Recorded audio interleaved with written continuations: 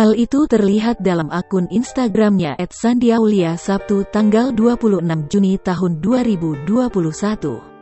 Beberapa waktu lalu, Sandi Aulia mendapat komentar tak menyenangkan. Tak tinggal diam, Sandi Aulia unggah balasan lewat Instagramnya.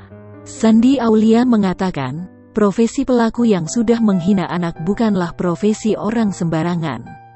Tak sampai di situ, Sandi Aulia singgung pendidikan pelaku yang tidak mencerminkan perilakunya saat menghina anaknya.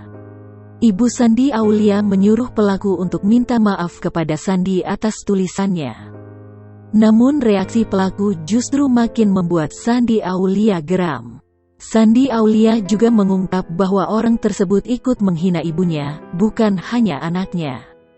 Sandi Aulia yang geram pun menyinggung akan mencari orang tersebut untuk bertemu.